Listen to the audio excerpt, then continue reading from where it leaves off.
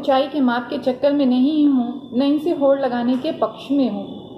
वह एक बार लोसर में जो कर लिया सो बस है, इन ऊंचाइयों से होड़ लगाना मृत्यु है।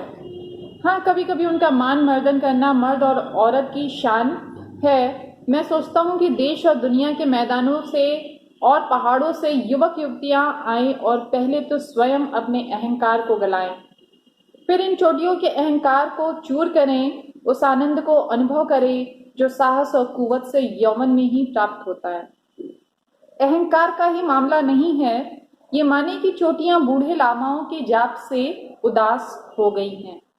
युवक युवतियां किलोल करें तो यह भी हर्षित हों, अभी तो इन पर स्फीति का आर्तनाद जमा हुआ है। वह इस युवा अट्टहास की गर्मी से कुछ तो पिघले, यह एक युवा निमंत्रण है। लेखक यहाँ पे इस पूरे पैरा में क्या बताता है कि एक युवा निमंत्रण है। जैसा कि आपको पहले बताया है कि जो क्षमता एक युवा के अंदर होती है वह क्षमता युवावस्था के बाद नहीं रह जाती। आपको पता ही है कि आर्मी में, नेवी में क्या उम्र होती है।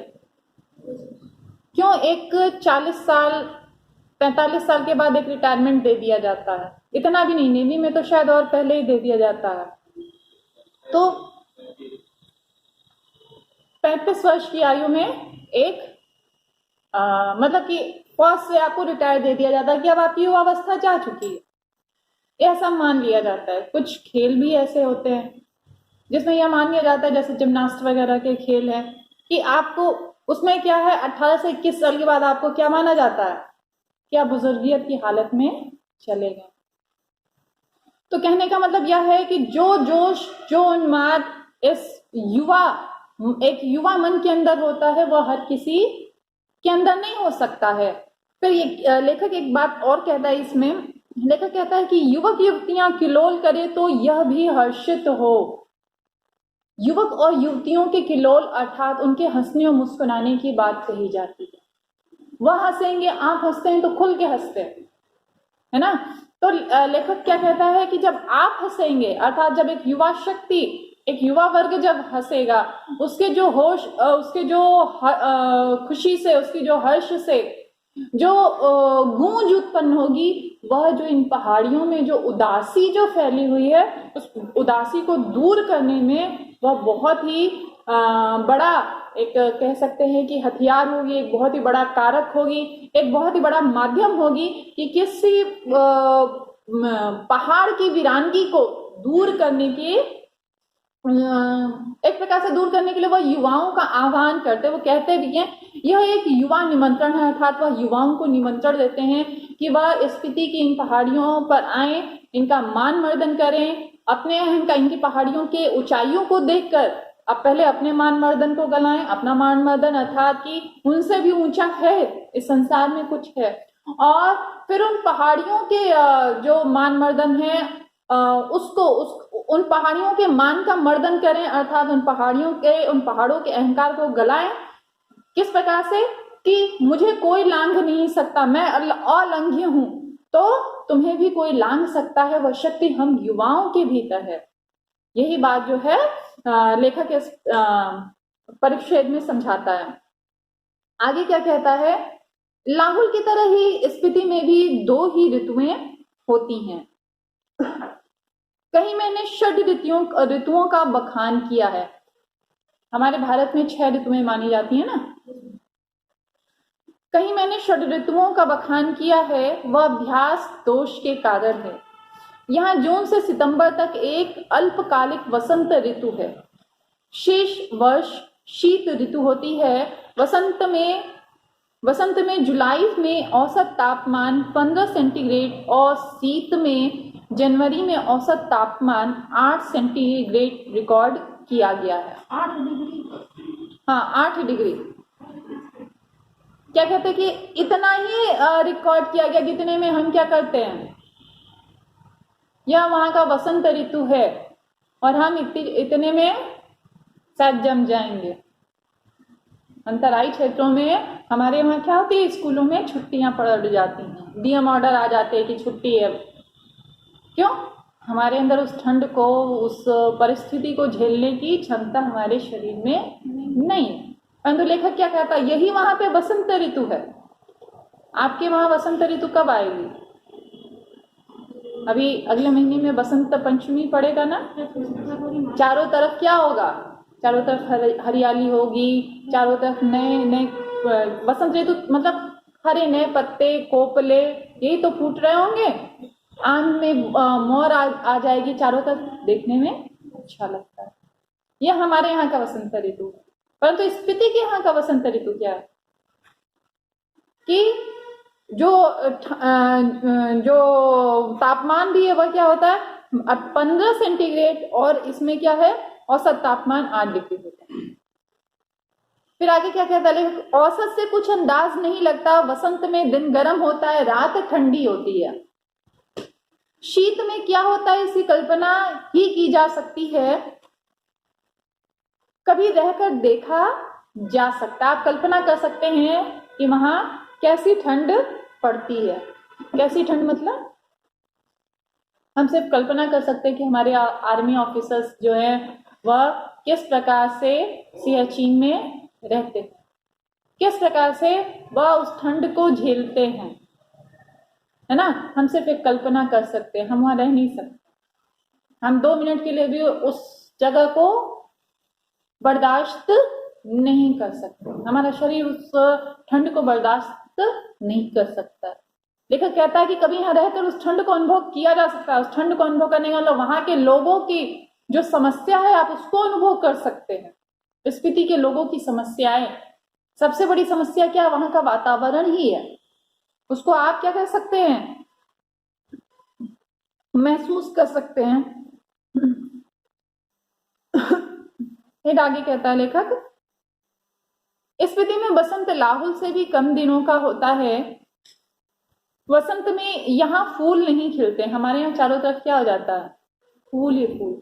फूल भी ना खिले, जो पत्ते ही आते हैं वो ऐसे नए एकदम बिल्कुल से लाल और गुलाबी कलर के होते हैं कि वो अपने आप ही देखने में ऐसा लगता है जैसे वह फूल खिल रहे हैं, नए फूल आ रहे हैं। उन पत्तों को देखकर ऐसा प्रतीत होता है। कभी महसूस किया है वसंत की ऋतु को? नहीं किया है तो करो, प्रकृति से जुड़ो। ठीक। लेखक कहता है वसंत में भी यहाँ फूल नहीं खिलते, न हरियाली आती है, न वह गंध होती है। दिसंबर से घाटी में फिर बर्फ पड़ने लगती है। अप्रैल मई तक रहती है। यहाँ ठंडक भी लाहुल से ज्यादा पड़ती है। नदी नाले सब जम जाते हैं और हवाएं तेज चलती। मुंह, हाथ और जो खुले अंग हैं उनमें जैसे शूल की तरह चुभती हैं। देखो क्या कहता है, इतनी ठंड रहती है कि वह किसी शूल के समान चुभती हुई प्रतीत होती हैं। सुबह आप आते हैं स्कूल में, ठंड का समय है, जो बच्चे बाइक से आते हैं कैसा लगता है, जो हाथ में ग्लव्स नहीं पहनते हैं, ऐसा लगता है कि नहीं कि जैसे कुछ चुभ रहा है हाथ में, सीधे वो हाथ में लगता है जैसे कट के वो गिर रहा है। तो लेखक इसमें क्या कहता है, स्पीति के लोग किस प्रकार से रहते हैं कि वहां पे जिसको वो बसंत कहते हैं, वहां उस वसंत में, उस महीने में वहां पे कोई फूल नहीं खिलता है। थोड़ी सी गर्मी जरूर हो जाती है, परंतु ना हरियाली आती है ना फूल खिलता है। क्यों? मौसम ही वैसा ही नहीं है, सूरज की रोशनी उस तरह से नहीं पहुंचती है, वृक्ष ही नहीं है, पहाड़ ही नंगे पड़े हुए हैं, तो फूल पत्तियों का सवाल ही नहीं उठता है। बस वह वसंत उसको मानते हैं जिसमें क्या है, थोड़ी सी गर्मी आ जाती है। आगे कहता है लेखक, स्पीति में लाहुल से भी कम वर्षा होती है। मध्य हिमालय मानसून की पहुंच के परे है, यहाँ बरखा बहार नहीं है। कालिदास को अपने ऋतु संहार में यहाँ वर्षा का तो संहार ही करना पड़ेगा। कालिदास में वर्षा का क्या ठाठ है, यह वर्षा वर्णन इस प्रकार शुरू होता है। लेखक क्या कहता है कि कालिदास का नाम आप सबने सुना है ना, पढ़ा है कभी इनको? सिर्फ छोटी क्लास में संस्कृत में कालिदास के बारे में थोड़ा पढ़ लिया होगा। इन्होंने अभिज्ञान, शाकुंतलम, कुमार संभव आदि की रचना की। इन्होंने इनका बहुत ही अच्छा है मेघदूत। जब हम मेघदूत लिखते हैं तो मेघदूत में वो क्या होता है कि जो नायक होता है वो मेघ को क्या करता है, दूत बना के भेजता है। तो यहाँ पे हमको आपको मेघदूत के बारे में नहीं बता रहे हैं, यहाँ हम आपको बता रहे हैं मेघ। मेघ यानी बादल। कालिदास ने बादल देखा था तो बादल के बारे में रचना की। कैसे बादल आते हैं, कैसे उनका रंग बदलता है, कैसे वह उमड़ते हैं घुमड़ते हैं, कैसे उनसे वर्षा होती है। तो कालिदास ने उस उज्जैनी नगरी को देखा था जहां मेघ आते हैं और वर्षा होती है। उसको दूध बनाकर, मेघ को दूध बना के यक्ष जो होता है वो भेजता है, जाके तुम यह बातें कहना। मैंने यह बात क्यों कही, जब आप जिन चीजों को देखेंगे उसी की तो कल्पना करेंगे और वही चीज आप अपने साहित्य में रचेंगे। साहित्य रचना उसी पे तो करेंगे। जो चीज आपने देखा ही नहीं, जो चीज आपने महसूस ही नहीं किया, उस पर आप कोई साहित्य रचना ही नहीं कर सकते। तो लेखक यहाँ पे क्या कहता है कि उनको, कालिदास को यहाँ पर आकर अपने जो जिस बरखा बहार की बात करते हैं, जब बारिश होती है तो हमें और आपको बारिश का समय, जब वर्षा की पहली बूंद गिरती है, मिट्टी इसमें मिलती है और उसकी जो सौंधी खुशबू जो हम तक आती है वो हम महसूस कर सकते हैं। वो स्पीति के लोग उस खुशबू को महसूस नहीं कर सकते क्योंकि वो वहां वर्षा होती ही नहीं है। इसलिए लेखक क्या कहता है, इसलिए लेखक कहता है कि उनको, अर्थात कालिदास को आकर यहाँ जो वो बरखा बहार की बात करते हैं कि बरखा भी जो बहार की तरह जो गिरती है वह भी किस प्रकार से है, उसका संहार करना पड़ेगा क्योंकि वहां बारिश नहीं होती, वहां के लोग बारिश नहीं देखते हैं। हमारे यहाँ के बच्चे हर साल देखते हैं ना, हम हर साल 6 ऋतुओं का आनंद लेते हैं, लेकिन वहां पे शायद 2 साल 3 साल 5 साल के बाद वर्षा होती है जिसका वहां के लोग आनंद ले पाते होंगे। तो आगे आगे लेखक क्या कहता है, आगे वो कहते हैं कि यहाँ वर्षा वर्णन इस प्रकार शुरू होता है।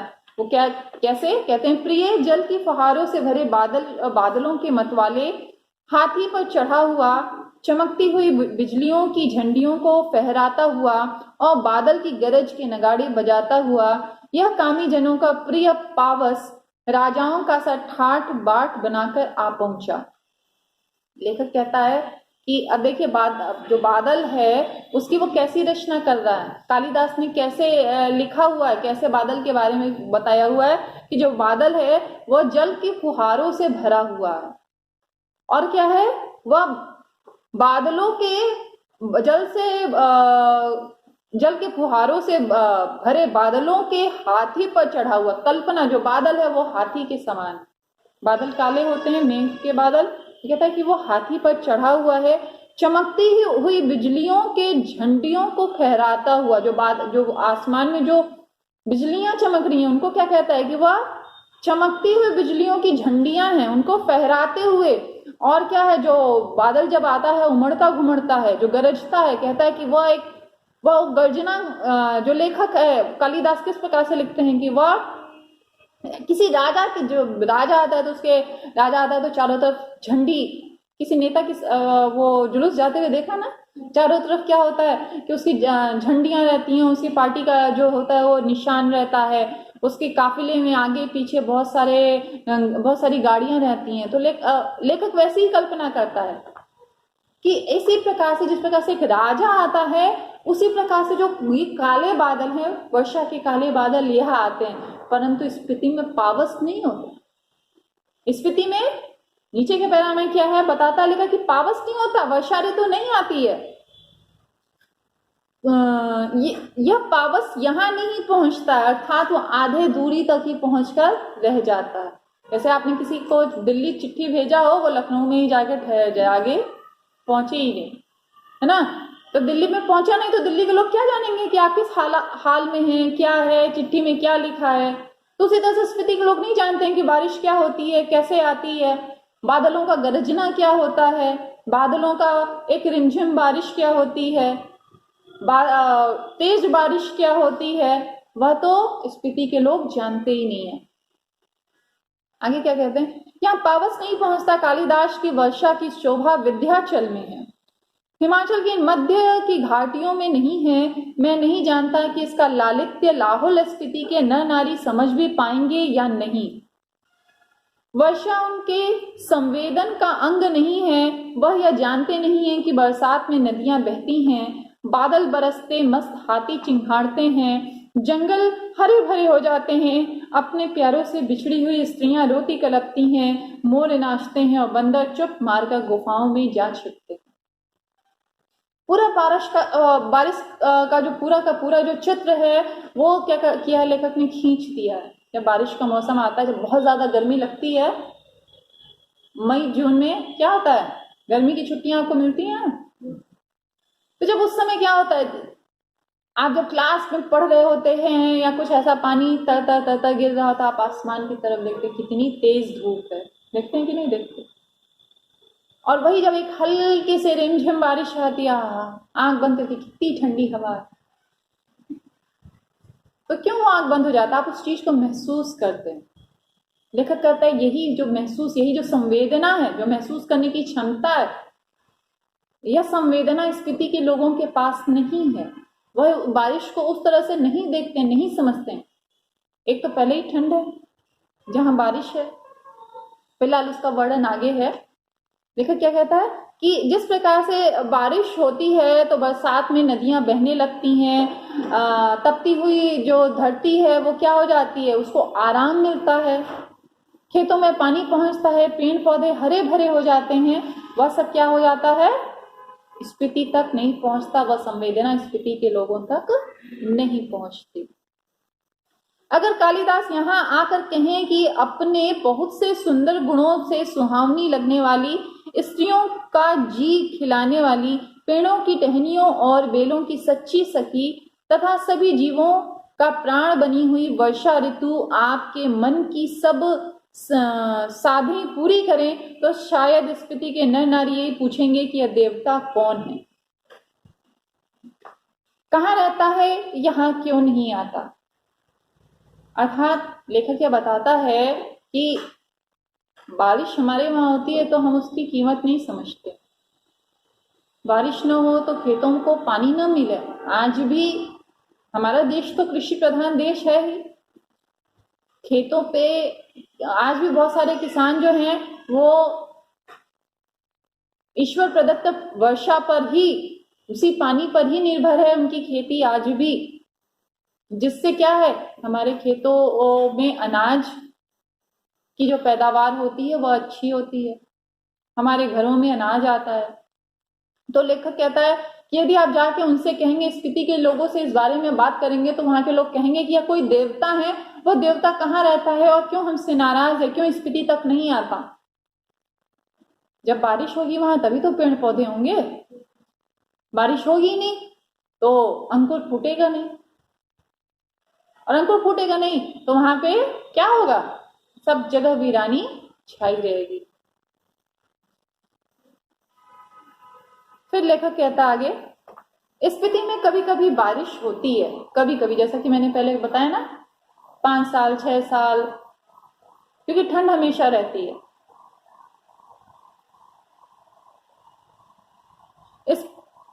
स्पीति में कभी कभी बारिश होती है। वर्षा ऋतु यहाँ मन की साध पूरी नहीं करती, धरती सूखी ठंडी और बंधिया रहती है। कहते हैं कि जो एक धरती की जो ख्वाहिश होती है कि बादल आए और उसके ऊपर झूम के बरसे, क्योंकि जब बारिश होगी तभी जो धरती का जो बंधियापन है, धरती में से जो कुछ उपजता है, जो वह उपजेगा, तभी धरती पर हरियाली होगी। और इसी वजह से क्या है कि वहां बारिश नहीं होती, इसी वजह से वहां की जो धरती है वह बंधिया है, अर्थात उस धरती पर कोई फसल, एक ही फसल होती है, उस धरती पर कोई हरियाली नहीं है। स्पीति में साल में एक फसल होती है, मुख्य फसलें हैं 2 किस्म की, जौ, गेहूं, मटर और सरसों। इनमें भी जौ मुख्य है, सिंचाई का साधन पहाड़ों से आ रहे नाले हैं या उन पर बनाए पुल हैं। ये नालियां पहाड़ों के किनारे किनारे बहुत दूर तक जाती हैं। स्पीति नदी का तट इतना चौड़ा है कि इसका पानी किसी काम में नहीं आ पाता। स्पीति में ऐसी भूमि बहुत है जो खेती के लायक बनाई जा सकती है। शर्त इतनी है कि इसके लिए स्पीति में जल उलीचा जाए, मतलब जल को नदी से लाकर उसमें डाला जाए। तो जल उलीचा जाए या फिर पानी का कोई और स्रोत पहुंचाया जाए। स्पीति में कोई फल नहीं होता। मटर और सरसों को छोड़कर कोई सब्जी नहीं होती। शायद ऊंचाई, वायुमंडल के दबाव में कमी, ठंड की अधिकता, वर्षा की कमी वगैरह के कारण यहाँ पेड़ नहीं होते, इसलिए स्पीति विशेषकर नंगी और वीरान है। लेखक क्या कहता है कि अब यहाँ पे वो स्पष्ट कर देता है इस परिच्छेद में कि स्पीति क्यों ऐसी है, क्यों वीरान है, क्योंकि वहाँ वर्षा ही नहीं होती। और वहाँ की जो स्पीति नदी है वह ऐसी है, उसमें पानी तो बहुत है लेकिन उसका पानी किसी उपयोग में नहीं आ पाता, खेती के उपयोग में नहीं आ पाता। उसमें कहता है कि परंतु वहाँ पे खेती लायक भूमि भी बहुत है, ऐसी भूमि बहुत है जिसपे खेती की जा सकती है। वहाँ का वंध्यापन खत्म किया जा सकता है स्पीति का, लेकिन वह क्यों नहीं खत्म हो पा रहा है? क्योंकि वहाँ पानी का सही साधन, सही स्रोत नहीं है। वर्षा यहाँ एक घटना है। घटना हम कहते हैं कोई आकस्मिक घटना घट गई, तो आकस्मिक घटना, वर्षा यहाँ एक घटना है। घटना यानी आकस्मिक होने वाली कोई कार्य। कभी 5 साल में, 6 साल में हम सो रहे थे तब बारिश हो गई, है ना, और सुबह उठे तो पता चला, पड़ोसी ने बताया कि रात में बारिश हुई थी। अच्छा, बारिश हुई थी, कैसे होती है बारिश, पता ही नहीं चला। ये बात समझ में आ रही है ना? अब एक बार हो गई है, अब फिर 5 साल 6 साल का इंतजार करो। क्योंकि अगर लगातार बारिश होती तो वहां पे वृक्ष भी होते हैं, वहां फल फूल भी होते हैं, परंतु वहां कुछ नहीं है। वो लेखक क्या बताता है कि यहाँ पे केवल सब्जी के नाम पे मटर और सरसों होता है, इसके अलावा कुछ और नहीं। वर्षा यहाँ एक घटना है, एक सुखद संयोग है। घटना है पर एक सुखद संयोग है। ऐसा नहीं है कि जैसा कि मैंने शुरू में बताया कि एक घटना, आकस्मिक घटना घट गई, है ना, तो हुई तो, लेकिन वह सुखद है। हम काजा के डाक के बंगले में सो रहे थे तो लगा कि कोई खिड़की खटखटा रहा है। अभी रात का भी पिछला पहर है। इस समय कौन है? लैंप की लौ तेज की खिड़की का एक पल्ला खोला तो तेज हवा का झोंका मुंह और हाथ को जैसे छीलने लगा। मैंने पल्ला भिड़ा दिया, उसकी आड़ से देखने लगा। देखा कि बारिश हो रही थी। मैं उसे देख नहीं रहा था, सुन रहा था। अंधेरा, ठंड और हवा का झोंका आ रहा था। जैसे बर्फ का अंश लिए तुषार जैसी बूंदें पड़ रही थीं, जैसे नगाड़े पर थाप पड़ रही थी। दुंग छेन को हवा बज रही थी। महाशंख की ध्वनि घाटी में तैर रही थी। स्पीति की घाटी में वर्षा हो रही थी। कमरे में ठंड बढ़ रही थी। मैं बिस्तर में पड़ा मालूम नहीं कब सो गया। लेखक क्या कहता है कि जब वो रात में अपने डाक बंगले में सो रहा था तो बारिश आती है, जो स्पीति में कभी नहीं होती, वह हुई, बारिश होती है, परंतु वह क्या है, जैसा कि मैंने पहले बताते रुक गए थे कि एक तो ठंड, और ठंड में बारिश जम के हो तो ठंड जो होती है क्या होती है? कम होती है। ठंड का एहसास कम होता है। लेकिन जब बारिश एक बार होके फिर बंद हो जाती है तो क्या हो जाता है? ठंड और बढ़ जाती है। ठीक, तो लेखक क्या कहता है, वह जो बारिश की जो बूंदें हैं वो तुषार की बूंदों की तरह हैं, और उस समय चलने वाली हवा लेखक को ऐसी प्रतीत होती है जैसे उसके मुंह और हाथ को वह छील दे रही है। तो लेखक कहता है कि मैं उसके बारे में, बारिश के बारे में सोचते सोचते पता नहीं कब सो गया।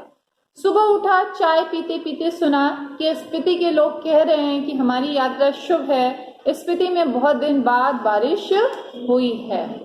अब हमारा जो धर्म है और हमारी जो सोच है, हम किसी के आने और जाने को क्या मानते हैं? अच्छा, शुभ मानते हैं कि नहीं मानते?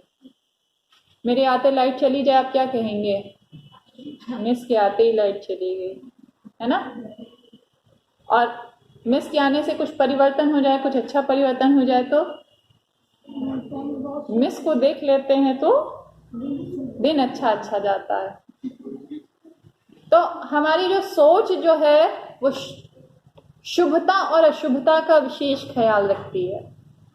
तो सिर्फ हम ही उस सोच से नहीं पीड़ित हैं, हर व्यक्ति ऐसी ही सोच रखता है। तो वहां पे जहाँ पे लेखक गया हुआ है अर्थात स्पीति में, तो स्पीति के लोग कह रहे हैं जो यात्री आए हुए हैं, इनका यहाँ आना, इनका पदार्पण करना बड़ा ही शुभ है, क्योंकि इनके आने की वजह से बड़े दिन बाद स्पीति में बारिश हुई है। बारिश का होना स्पीति के लिए एक सुखद संयोग है, क्योंकि बारिश होने के बाद ही क्या होगा, वहां की धरती थोड़ी उपजाऊ होगी, थोड़ा ठंड हटेगा, थोड़ा कोहरा हटेगा। तो हमारा यह जो स्पीति में बारिश चैप्टर है यहाँ पूरा होता है।